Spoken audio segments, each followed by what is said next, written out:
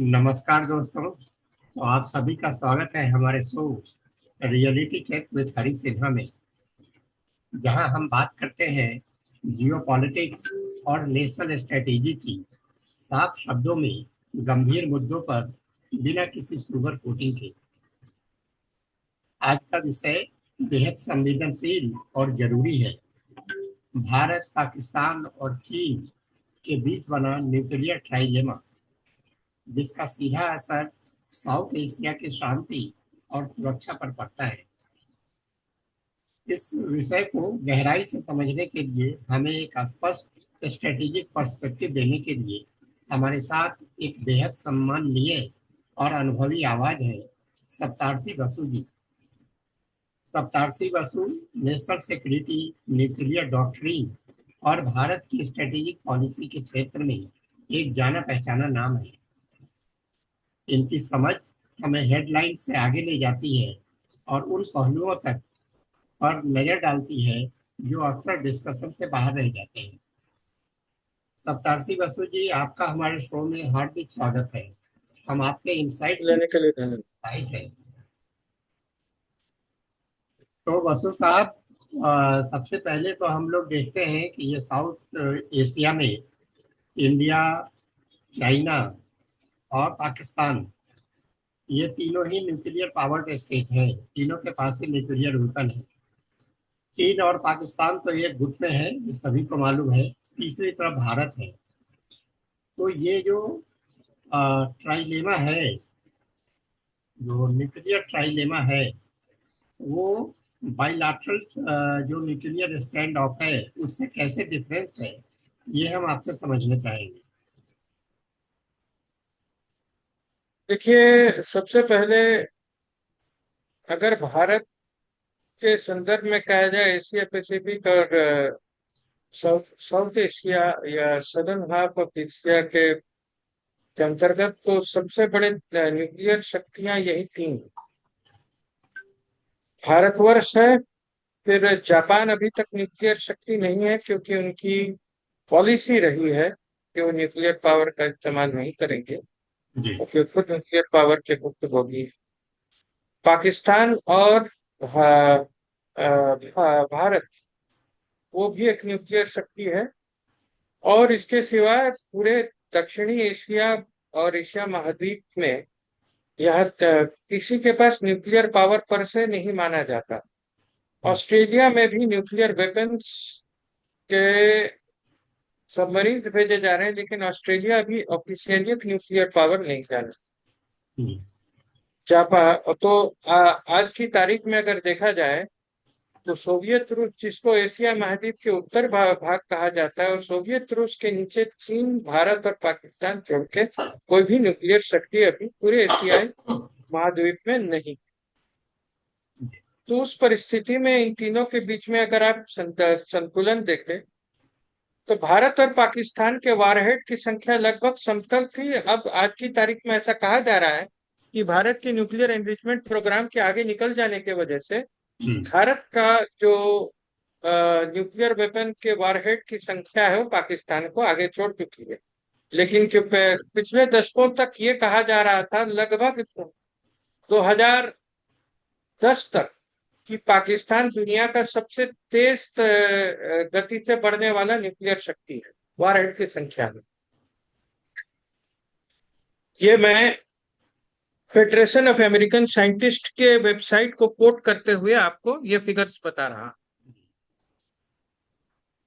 अगर भारत और पाकिस्तान की डॉक्ट्रिन को देखा जाए, चीन की डॉक्ट्रिन को देखा जाए, तो भारत और चीन के पास नो फर्स्ट डॉक्ट्रिन, जो कहता है कि वो किसी भी ऐसे राज्य के ऊपर जिसके पास न्यूक्लियर शक्ति या परमाणु शक्ति नहीं है, उसके ऊपर प्रथम न्यूक्लियर शक्ति का प्रहार नहीं करेगा जब तक वहां से ऐसी परिस्थिति पैदा नहीं होती कि हमारे राष्ट्र के अस्तित्व को खतरा पहुंच जाए। दूसरा, न्यूक्लियर प्रिएम्प्टिव स्ट्राइक की इन दोनों की डॉक्ट्रिन नहीं। जबकि पाकिस्तान की डॉक्ट्रिन अगर देखी जाए, तो उसे कहा जाता है स्ट्रेटेजिक एम्बिग्विटी। पाकिस्तान ने कुछ रेड लाइंस की बात की है, और टैक्टिकल न्यूक्लियर वेपन्स जैसे खतरनाक वेपन्स या शूटलेस न्यूक्लियर वेपन्स की बात कही गई है, जिसे मिनिएचराइज न्यूक्लियर डिवाइसेस कहा जाता है। मिनी न्यूक्लियर वेपन के बारे में ऐसा कहा जाता है कि जितना छोटा उतना घातक। इसीलिए शायद उनके कुछ अनपढ़ पॉलिटिशियन पाव पाव किलो के न्यूक्लियर वेपन कहते हैं, लेकिन ऐसा कहा जाता है कि 19 किलो के नीचे सब क्रिटिकल मास से नीचे कोई वेपन नहीं डिटोनेट हो सकता जब तक उसके अंदर सफिशिएंट कंप्रेशन ना हो, और किसी ठोस पदार्थ को कंप्रेस करना बहुत ही टेढ़ी चीज मानी जाती। तो अगर हम न्यूक्लियर वेपन के प्रसार को देखें और उसके डॉक्ट्रिन को देखें तो पाकिस्तान क्या कहता है। पाकिस्तान ने अपने न्यूक्लियर रेड लाइंस डिफाइन किए हुए हैं, यानी पाकिस्तान के अगर फलना फलना फलना जगहों पे हमला कर दिया गया, पाकिस्तान के मेजर स्ट्रेटेजिक मिलिट्री पॉइंट्स पे अगर हमला कर दिया गया, पाकिस्तान के अगर सैनिक अड्डों पे उसके भूभाग के ऊपर कब्जा हो गया, तब पाकिस्तान कहता है कि वो न्यूक्लियर वेपन इस्तेमाल कर सकता है। उसमें ऐसी अपनी तरफ से कोई भी डिक्लेरेशन नहीं दी गई है कि सामने वाले के पास न्यूक्लियर वेपन हो या ना हो, इससे पाकिस्तान को कोई फर्क पड़ता हो। तो पाकिस्तान के पास अगर हम लोग वस्तुतः कहे तो एक तरीके से फर्स्ट यूज पॉलिसी है। पाकिस्तान अपनी स्ट्राइक को प्रीएम्प्टिव नहीं बोलता है कि ये रेड लाइन पार करोगे, तुम्हारे पास हो ना हो, हम न्यूक्लियर चला देंगे। और पूरा जो पाकिस्तान की पॉलिसी रही है टेररिज्म अंडर न्यूक्लियर ओवरहैंग का, तो पाकिस्तान न्यूक्लियर सब साइबर रेटलिंग के लिए जाना जाता है। ऐसा कहा जाता है कि पाकिस्तान दुनिया में रोग एक्टर्स के प्रति न्यूक्लियर प्रसार का, मतलब अवैध न्यूक्लियर प्रसार का सबसे बड़ा नॉनसेंस प्लेयर है। इसलिए पाकिस्तान को मर्चेंट ऑफ मेनेस कहा जाता था। जो खिताब जो है उन्होंने ले देके डॉक्टर अब्दुल कादिर खान के सर पे डाल के उनको जेल बंद कर दिया। तो पाकिस्तान के पास फर्स्ट यूज पॉलिसी है। पाकिस्तान जो है न्यूक्लियर प्रोलिफरेशन करता है, किसके पास करता है?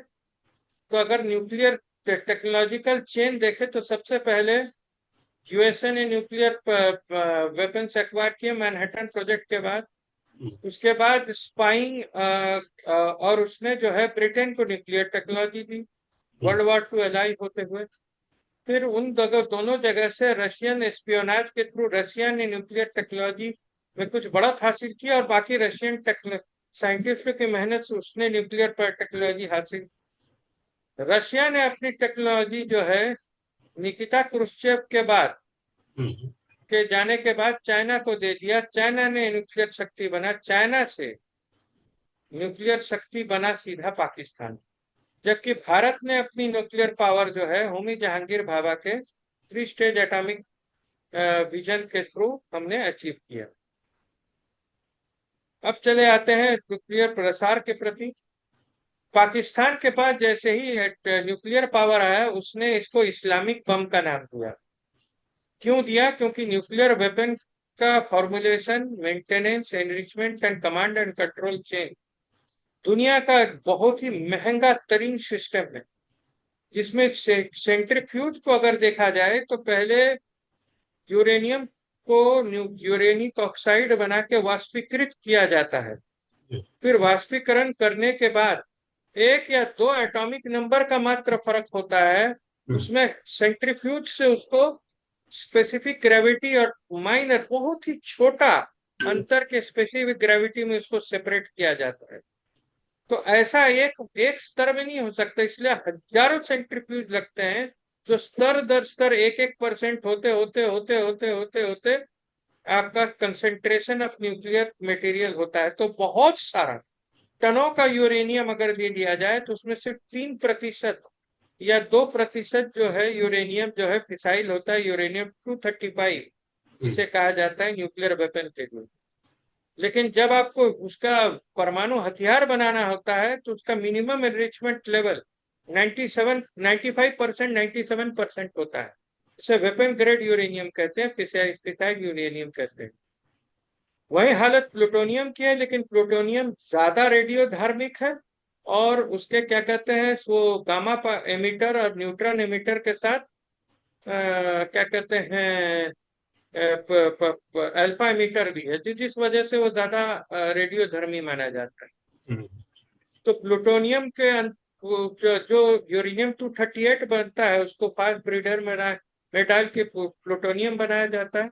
फिर प्लूटोनियम का भी इसी तरह से हजारों लेवल के सेंट्रीफ्यूज से गुजारने के बाद उसका वेपन ग्रेड में कंसंट्रेशन होता है। तो इससे बहुत सारा जो यूरेनियम ओर है वो वेस्ट जाता है, और बहुत, मतलब मान लीजिए कि पूरे सागर में से अगर आपने एनरिच किया तो एक गागर निकलेगा, इस प्रकार का रिवर्स कंसंट्रेशन। इसलिए ये इतना महंगा है कि पाकिस्तान की जर्जर अर्थव्यवस्था, हम्म, जो कि पहले ही जकात से चलती थी या यूएसएड से चलती थी, हम्म, उसके द्वारा इसको सस्टेन करना संभव नहीं था।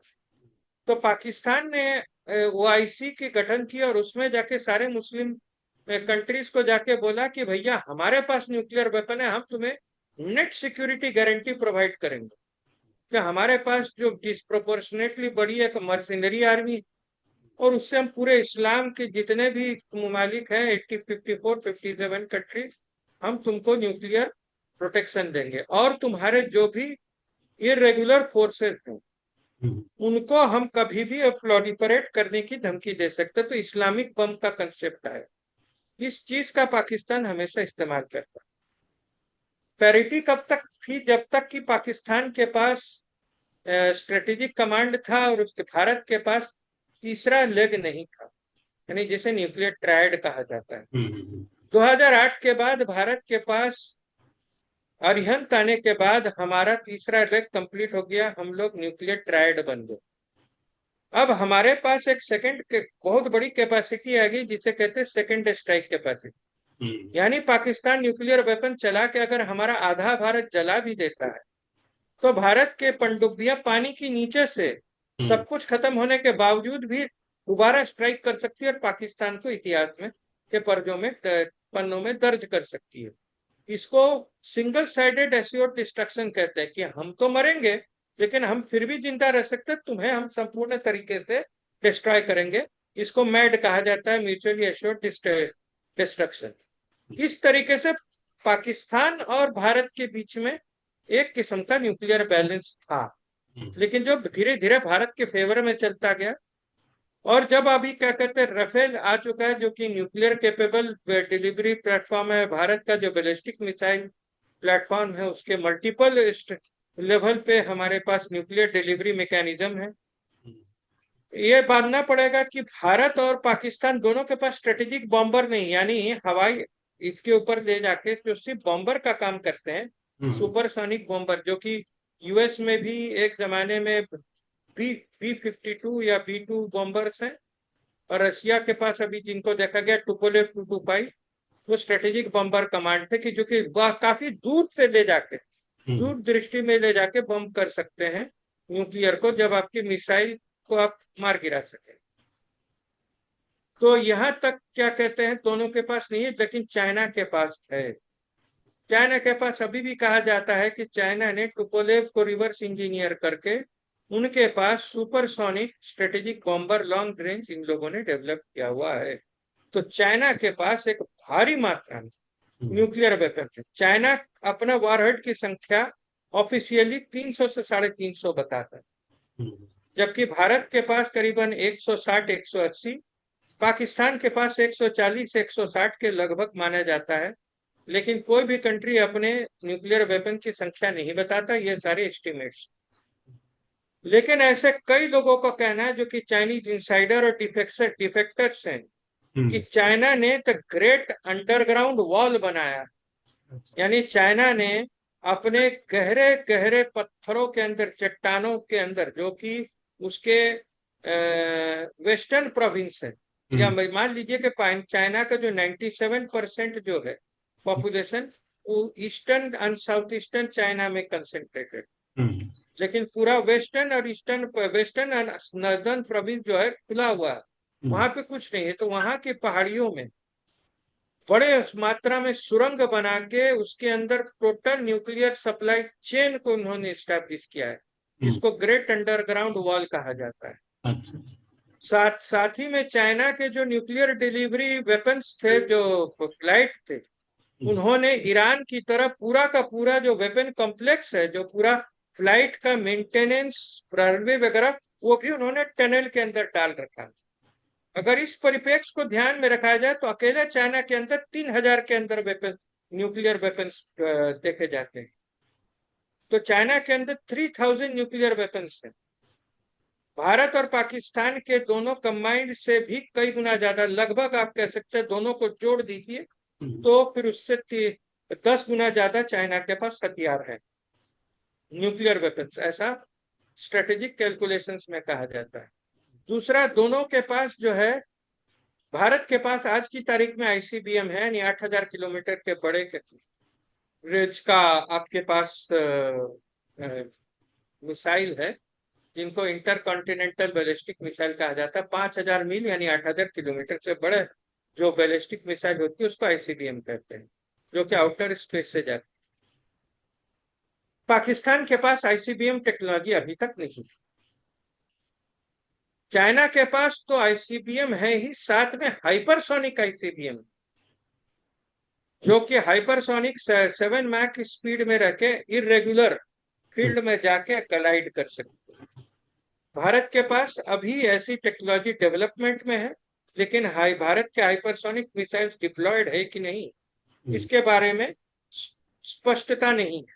और वो न्यूक्लियर कैपेबल है कि नहीं, इसके बारे में भी स्पष्टता नहीं है कि ये रैम जेट द्वारा चलाए जाने वाले ग्लाइड व्हीकल, जो कि 7 मैक से ज्यादा स्पीड में मैन्यूवरेबल व्हीकल, ऐसा है कि नहीं। दूसरा क्या रहा कि पाकिस्तान और भारत ने एक दूसरे की न्यूक्लियर साइबर को काटने के लिए न्यूक्लियर शील्ड बनाया, जिसको बीएमडी कहते हैं, ballistic missile defence. Ballistic missile defence का आपने हाल ही में प्रयोग जो है ऑपरेशन सिंदूर में देखा कि हमारी ढाल अभेद्य सिद्ध हुई, जबकि पाकिस्तानी ढाल जो है छलनी बन गई, और हमने वहां पे जहां जहां इच्छा की वहां वैसा मारा।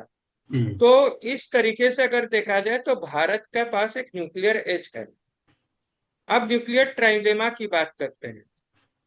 चाइना का कोई भी मिसाइल भारत के किसी भी हिस्से को टारगेट कर सकता है, जो कि DF-21 या DF-17 के रेंज के ज्यादा है, स्ट्रॉन्ग फैंग सिस्टम्स जो है।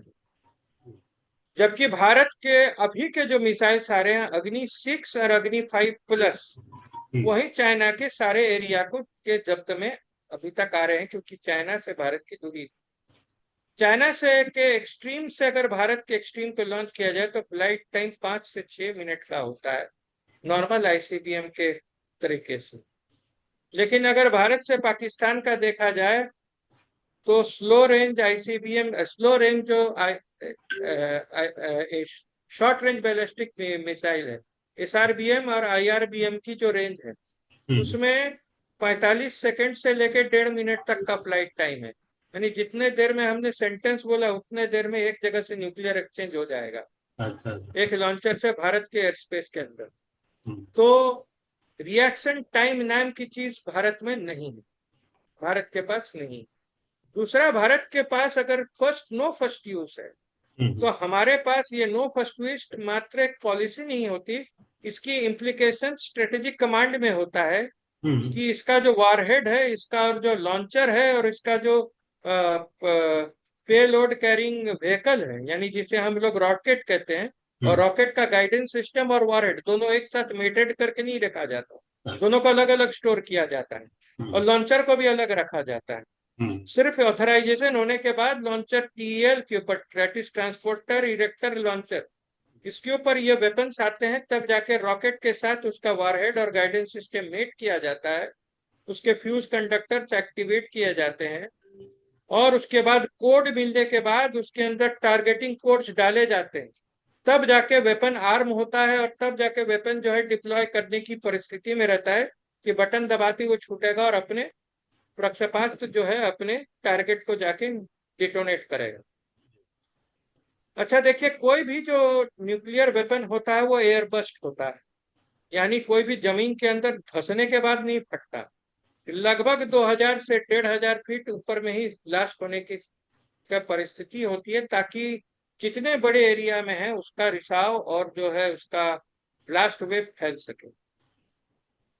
तो इसके अंदर जो है बैरोमेट्रिक प्रेशर वेव से लेके रिमोट क्या कहते हैं डिटोनेशन सिग्नल, नहीं तो सेल्फ टारगेटेड डिटोनेशन स्विचेस होते हैं। तो अपने पास जो है, भारत के पास किस किस्म के वेपन्स हैं, और लेकिन ये जनरली डिफेंस का मैकेनिज्म। तो अगर भारत ने नो फर्स्ट यूज डाल के रखा है और पाकिस्तान के पास फर्स्ट यूज है, तो उसको 1.5 मिनट का बढ़त हमेशा मिलता रहेगा, क्योंकि वो कभी भी फायर करेगा। भारत के पास सिर्फ 1.5 मिनट है रिएक्ट करने के लिए, अपने वेपन को असेंबल करे और मारे। नहीं तो जैसा कि हमने देखा फतेह मिसाइल सिस्टम में, हमारे बैलिस्टिक मिसाइल डिफेंस ने उसके फतेह मिसाइल को तोड़ कर रख दिया, उसके वारहेड को डिप्लॉय करने से पहले ही जमीन पे गिरा दिया, और वारहेड को उसने स्क्रैम्बल कर दिया, यानी वारहेड के जो इलेक्ट्रॉनिक सर्किट्स है हम्म। उनको कंफ्यूज करके बर्बाद कर दिया, तो वारहेड डिटोनेट। ये कैपेबिलिटी आने के बाद जो है थोड़ी बहुत पैरिटी आती है, लेकिन फिर भी हमारी डॉक्ट्रिन के हिसाब हम्म। से हम न्यूक्लियर डिसएडवांटेज में पड़े हुए हैं दोनों के साथ। अभी देखा जा रहा है चाइना क्या कर रहा है। चाइना पाकिस्तान की स्ट्रेटेजिक एज को जरूरत से ज्यादा बढ़ा रहा है। पहली बात है कि चाइना के पास जो स्ट्रेटेजिक बॉम्बर्स थे, उसके जगह चाइना ने 5th जनरेशन एयरक्राफ्ट देना चालू किया है हम्म। पाकिस्तान को, 40 से ज्यादा। ये अच्छा। सभी के सभी जो J-35 है वो स्टेल्थ भी है, न्यूक्लियर केपेबल है। तो ये खतरनाक डेवलपमेंट है। दूसरा, PL-15 के जगह PL-17 मिसाइल सिस्टम जो कि न्यूक्लियर केपेबल, वो चाहे वो पाकिस्तान को दिया जा रहा है। तीसरा, पाकिस्तान को कहा जा रहा है कि DF-17 भी पाकिस्तान को दिया जा रहा है, जिससे क्या होगा कि पाकिस्तान के पास हाइपरसोनिक लाइट कैपेबिलिटी आ जाएगी कि जो भारत के बैलिस्टिक मिसाइल डिफेंस को काट सके। इस किस्म के खतरे देने के बाद जो स्ट्रेटेजिक बैलेंस अभी तक भारत के फेवर में था, हम्म। वो बैलेंस अभी बिगड़ सकता है। और जब चाइना की 3,000 वारहेड और चाइना के क्या कहते हैं मल्टीपल लॉन्चर्स और रॉकेट सिस्टम्स, रॉकेट बटालियन और उसकी आर्टिलरी को देख लिया जाए, यहाँ हम्म। तक कि चाइना के पास एक 208 की आर्टिलरी भी। ये यूएस के पहले इस टेक्नोलॉजी को बनाया था, फिर फेंक दिया था, लेकिन चाइना ने अभी भी 208 की आर्टिलरी डिस्कार्ड नहीं की है। 208 एमएम का, 208 की बोर का जो आर्टिलरी है, उससे टैक्टिकल न्यूक्लियर वेपन हम्म। फायर किया जा सकता है। और चाइना के पास एक्सटेंडेड रेंज म्यूनिशन है, जिससे ऐसा इंश्योर किया जाता है कि अगर वो 100 किलोमीटर या 150 किलोमीटर दूर तक उसका अगर लॉन्ग रेंज आर्टिलरी फायर हो सके, तो जो ब्लास्ट रेडियस है लगभग 60 किलोमीटर का, उससे कैनन बाहर रहता है, यानी तोप अपने ही फायर किए हुए वेपन के रेंज से बाहर रहता है। तो एक वायबल लॉन्च प्लेटफॉर्म बन जाता है। यानी कहने का मतलब यही है कि पटाखा ऐसा ना हो कि हाथी में फट जाए और हाथ उड़ जाए। तो हम्म। इसीलिए पटाखे पटाखे का जो ब्लास्ट रेंज है छोड़ने वाले से बाहर होना चाहिए। तो एक्सटेंडेड रेंज म्यूनिशन से 208 एमएम के जो फोर्स हैं, उसमें चाइना के पास आज ये कैपेसिटी है कि वो न्यूक्लियर वेपन्स को अपने हाइबली लॉन्च कर सके। तो आर्टिलरी एंड रॉकेट और क्या कहते हैं 6th generation fighter and strategic bombers, इन सभी जगहों से चाइना हमसे न्यूक्लियर फास्ट न्यूक्लियर सुपीरियोरिटी और एज मेंटेन करता है। और पाकिस्तान को अगर जब ये टेक्नोलॉजी ट्रांसफर कर दी जाएगी, तो हम्म। भारत के लिए एक एग्जिस्टेंशियल थ्रेट बन जाता है, हम्म। जिसमें भारत के पास स्ट्रेटेजिक डिसएडवांटेज आ जाता है कि वो पाकिस्तान तक ये या तो टेक्नोलॉजी पहुंचने से पहले डिसरप्ट कर दे, हम्म। नहीं तो चाइना के पास इस तरह का खतरा पैदा कर दे विदाविस ताइवान या विदाविस क्या कहते हैं जापान की, चाइना को ये कैलकुलस भारी पड़ जाए। अभी तक जो ग्लोबल डेवलपमेंट है न्यूक्लियर ट्रायलेमा का, हम्म। वो साधारण सतही कैलकुलेशन के हिसाब से भारत के पक्ष में नजर नहीं आ रहा। अभी हमारा दूसरा प्रश्न आपके लिए ये है कि भारत ये जो टू फ्रंट वार की जो स्ट्रेटेजी है वो इंडिया की जो एटॉमिक पॉलिसी है उसको कैसे आकार देती है?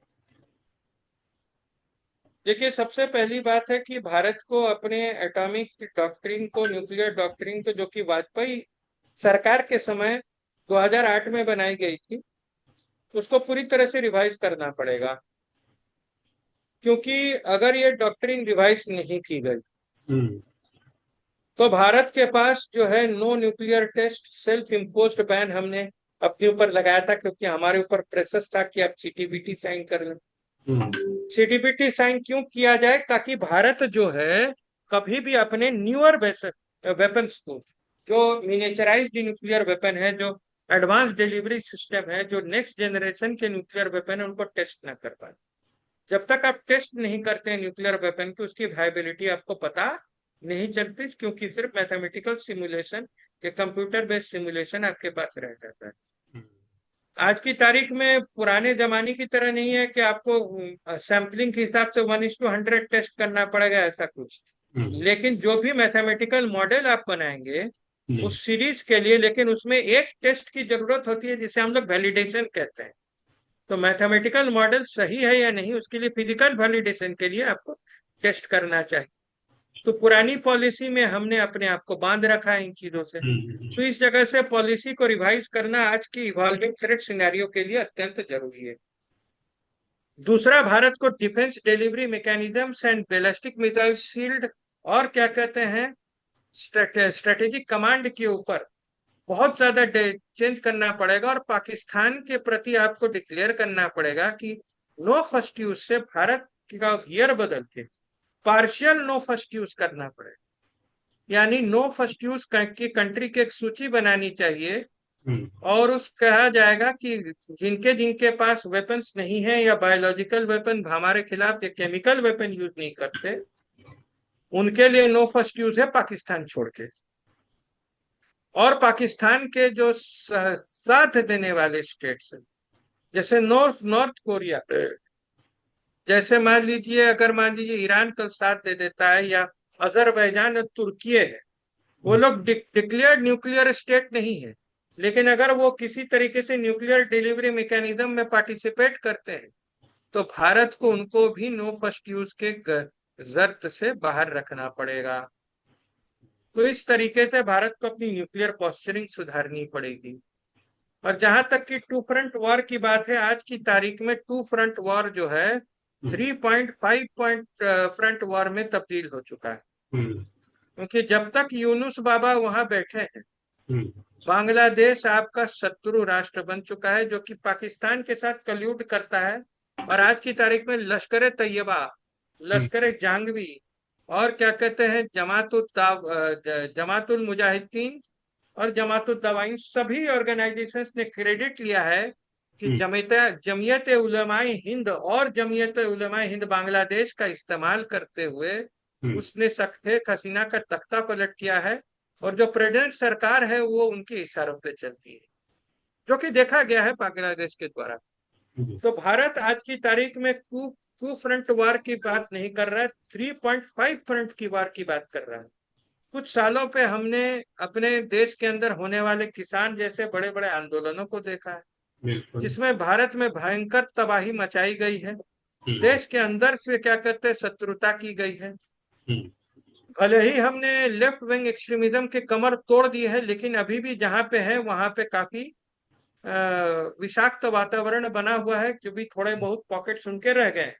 जी, जी, भले ही तिरुपति टू पशुपति कॉरिडोर तोड़ दिया गया है, तो एक 0.5 फ्रंट जो है, जिसका कुछ डेमोन्स्ट्रेशन हमको ऑपरेशन सिंदूर के बाद कुछ शांति प्रिय लोगों के विचार और उनके एटीट्यूड में देखने को मिला, हम्म, तो वो भी एक 0.5 फ्रंट जो है भारत के अंदर काम कर रहा है। और अभी जितने भी ये जासूस पकड़े गए, जो कि सोशल मीडिया में यूट्यूबर थे, ट्रेवल यूट्यूबर थे, जो कि जासूसी कर रहे थे, हम्म, उससे कुछ चीजें साफ हो गई हैं।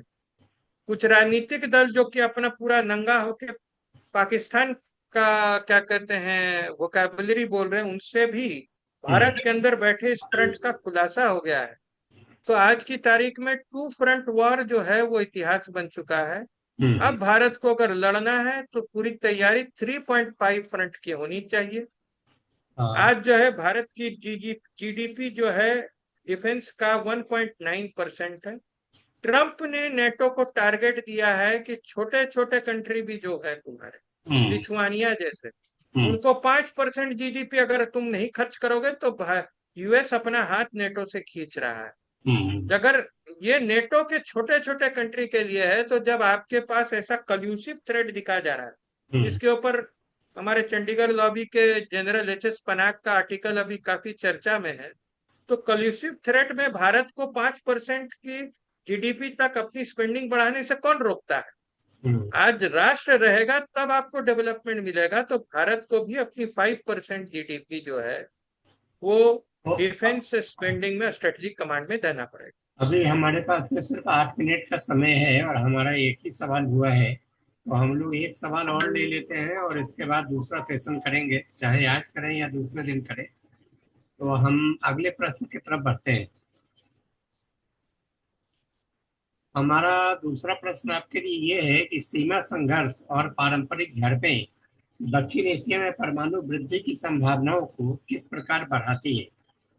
ये जो एक दूसरे से लड़ाई हमारी होती रहती है दक्षिण एशिया में, और बॉर्डर डिस्प्यूट है, खासकर इंडिया चाइना का है, इंडिया पाकिस्तान का भी है, इंडिया बांग्लादेश का भी है। वो इससे जो हमारा परमाणु वृद्धि है, जो न्यूक्लियर प्रोलिफरेशन है, वो किस तरह बढ़ता है। देखिए, चाइना के साथ जो हमारे कभी भी कांटेक्ट रहे हैं, हम्म। चाइना के नेचर और साइज को जानते हुए इसलिए हमेशा उसको डाउन प्ले करने की कोशिश की जाती है, हम काफी बर्दाश्त कर लेते हैं, हम्म। क्योंकि हम नहीं चाहते हैं कि दोनों राष्ट्र न्यूक्लियर स्टैंड ऑफ तक पहुंचे। हम्म। लेकिन पाकिस्तान अपनी एटीट्यूड और अपनी हरकत कई बार क्लियर कर चुका है, हम्म। और ऐसा कहा जा रहा है कि ऑपरेशन सिंदूर के बाद उसके न्यूक्लियर दांत कुछ बहुत टूटे हैं और उनके न्यूक्लियर प्रोग्राम को हमने 5-6 साल पीछे ढकेल दिया है, हम्म। जिस वजह से न्यूक्लियर कुकिंग हुई है और कायराना वगैरह में हमने जो उसके स्ट्रेटेजिक बॉम्ब्स बर्बाद किए हैं। तो हम्म। टैक्टिकल मिसाइल्स उनके पास भले ही बचे हो, लेकिन स्ट्रेटेजिक बॉम्ब की कैपेबिलिटी में उनके बहुत सारे नुकसान हो गए हैं, उनका काफी न्यूक्लियर प्रोग्राम पीछे ढकेला जा चुका है। लेकिन जब इस किस्म की झड़पें आती हैं तो हमारे दोनों नेबर जो बांग्लादेश, पाकिस्तान और चीन, हम्म। और अभी जो मैन कुकी का म्यांमार के अंदर गेम खेला जा रहा है, हम्म। अगर उनको बड़े ध्यान से देखा जाए तो ये सभी के सभी इरेगुलर इस्तेमाल करते, तो भारत के पास जो आज खतरा है वो कन्वेंशनल या क्या कहते हैं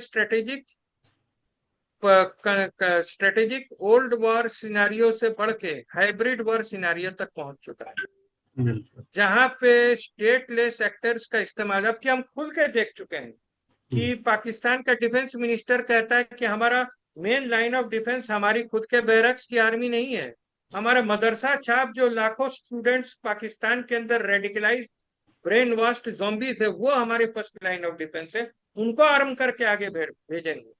अगर इस किस्म का सिनेरियो आपके बॉर्डर डिस्प्यूट में आता है तो और पाकिस्तान प्रोलिफरेशन तक पहुंचता है, जो कि इस किस्म के जिहादी पागल जनरल की टेंडेंसी देखी गई है। तो एक खास किस्म का सिचुएशन आता है जिसे हम लोग ब्रोकन ऑरो नहीं तो क्रूज न्यूक्स कहते हैं। हम्म। तो पाकिस्तान अपने ऊपर फॉल्स फ्लैग ऑपरेशन करके कहीं दिखा सकता है कि हमारा ट्रक जा रहा था, उसे लूट लिया गया, और उससे न्यूक्लियर वेपन जो है हमारे हाथ से जा चुके हैं, कोई लेके जा चुका है, अब हम नहीं कह सकते कहाँ है। हम्म। और उन जिहादियों द्वारा वो न्यूक्लियर वेपन अगर कहीं पे फोड़ दिया जाए भारत के अंदर, जबकि ऐसा कई बार देखा गया है कि ऐसी एक्सरसाइजेज हुई है, वॉर गेमिंग हुई है, हम्म। जहां भारत के कंटेनराइज्ड पोर्ट के थ्रू मल्टी मोडल ट्रांसपोर्ट के द्वारा हम्म। कंटेनर जो है, जैसा कि आज की तारीख में यूक्रेन में आपने देखा रशिया के एकदम एयरफील्ड के नजदीक जाके पहुंचा, हम्म। इसी प्रकार कंटेनर जो है आज के सभी बड़े शहरों के नजदीक आईसीडी तक पहुंचते हैं, इनलैंड कंटेनर डिपोज हो, वहां से अनस्टफिंग होती है और डिस्ट्रीब्यूशन होता है। हम्म। अगर इसी तरीके से किसी आईसीडी या मेजर जो है किसी शहर के नजदीक थ्रू नेशनल हाईवे या हम्म। गोल्डन क्वाड्रिलेटरल हमारा ट्रक पहुंचता है जिसके अंदर nuclear weapon and capable of remote detonation, और जबकि जैसी कैपेबिलिटी अभी देखी गई है यूक्रेन में रशिया के ऊपर हमले के दौरान, हम्म। तो भारत के पास एक लूज न्यूक्स का खतरा बन जाता है। ये लूज न्यूक्स का खतरा एक ऐसा एम्बिगुअस सिचुएशन, एमोर्फस सिचुएशन है जिसकी कोई कैलकुलस नहीं है, जिसकी कोई टाइमिंग नहीं है, कभी भी किसी भी वक्त घट सकता है। यूएस ने इसके लिए पूरे कंटेनराइज सिस्टम को एक सिक्योरिटी परिधि के अंदर डाला हुआ है, जिसको कहते हैं सीएसआई, कंटेनर सिक्योरिटी इनिशिएटिव। लेकिन हमको समझना पड़ेगा, यूएस यूएस है जिसकी मैरीटाइम पावर और मैरीटाइम सिक्योरिटी दुनिया में सबसे ज्यादा है, और उसका जो पूरा यूएस का मैरीटाइम सिक्योरिटी जो है यूएससीजी के अंदर आता है, यूएस कोस्ट गार्ड, और उसके बाद दुनिया की सबसे बड़ी नेवी यूएस नेवी के अंदर आता है। लेकिन भारत की जो क्या कहते हैं कंटेनर सिक्योरिटी, कंटेनर सिस्टम है, वो एक सिविलियन दफ्तर के अंदर आता है जिसे हम मिनिस्ट्री ऑफ शिपिंग कहते हैं, और उसके अंदर भी एक छोटा सा ऑफिस है जिसे डीजी शिपिंग कहते हैं। डीजी शिपिंग के अंदर एक छोटा सा ऑफिस है मल्टी मॉडल ट्रांसपोर्ट डिपार्टमेंट कहते हैं, एमटीडी, और वो आपको एमटीडी लाइसेंस भी देता है। तो ये सिविलियन इदारा जो है इस किस्म की सीरियस थ्रेट को डील करने के लिए नहीं बना है। तो अगर लूज न्यूक्स के थ्रेट को देखा जाए तो भारत में अभी सिक्योरिटी इनिशिएटिव और इंफ्रास्ट्रक्चर जो है क्रूज न्यूक्स को संभालने के लिए अभी सफिशिएंटली स्ट्रांग नहीं दिखाई देता। Civilian analysis, civilian open source intelligence के तबके से अगर इसके ऊपर कुछ काम हो रखा है इंडियन वॉरबुक या यूनियन वॉरबुक 2010 के अंदर, या जो अभी रिवीजन का टाइम हो रहा है 2025 में वापस यूनियन वॉरबुक जो है वो रिवाइज होने जा रही है, अगर उसमें ये इंक्लूड किया जाएगा या किया जा चुका है तो इसके बारे में अभी हमें जानकारी नहीं है। लेकिन ये एक सिनारियो है जिसमें क्या कहते हैं बॉर्डर के थ्रू स्टेटलेस एक्टर्स अगर बॉर्डर पेनिट्रेट करके चले आते हैं और टैक्टिकल न्यूक्लियर नहीं तो सूटकेस न्यूक्लियर वेपन अगर वो डिटोनेट करते हैं तो क्या रिस्पॉन्स होगा, उसके कहां से आप सिग्नेचर्स पकड़ेंगे, किसी तरह आप न्यूक्लियर ट्रेसेबिलिटी कैसे एस्टेब्लिश करेंगे। और इंटरनेशनल लॉ के अंदर आपको वॉर डॉक्ट्रिन में उसके ऊपर डायरेक्ट न्यूक्लियर नहीं तो कन्वेंशनल स्ट्राइक करने का क्या कैपेबिलिटी होगी, इन सभी चीजों के ऊपर गहन विचार और रिसर्च की आवश्यकता है। तो दोस्तों, आज की चर्चा को यहीं विराम देते हैं। जैसा कि आज की बातचीत से स्पष्ट हुआ कि साउथ एशिया में जहां 3 न्यूक्लियर पावर्स हैं और बॉर्डर टेंशन लगातार बढ़ रही है, वहां एक छोटी सी चूक भी बहुत बड़ा खतरा बन सकती है। भारत की सुरक्षा नीति अब सिर्फ पाकिस्तान या चाइना तक सीमित नहीं रही है, यह एक 3 ध्रुवीय यानी ट्रायंगुलर कंटिन्यूअसली शिफ्टिंग रणनीतिक रियलिटी है। हम अपने मेहमान सप्तार्षि बसु जी का दिल से धन्यवाद करते हैं, जिन्होंने हमें इस गंभीर विषय पर डेप्थ और डायरेक्शन दोनों दी। उन्होंने न सिर्फ खतरे बताए बल्कि उनसे बचाव के रास्ते भी सुझाए, चाहे वो डॉक्ट्रिन रिफॉर्म्स हो, टेक्नोलॉजी अपग्रेड्स हो या बैक चैनल डिप्लोमेसी। आप हमारा सभी दर्शकों से आग्रह है, अगर आपको यह डिस्कशन ज्ञानवर्धक लगा तो इसे लाइक करें, कमेंट करें और शेयर करें, और ऐसे ही विचारोत्तेजक एपिसोड्स के लिए हमारे चैनल को सब्सक्राइब करना न भूलें। जय हिंद। तो सप्तर्षि बसु जी, आपका बहुत बहुत धन्यवाद आज की चर्चा के लिए। हमारा ये पहला भाग है, इस चर्चा को हम कंटिन्यू करेंगे और थोड़ी देर के बाद में हम फिर से इसको शुरू करते हैं।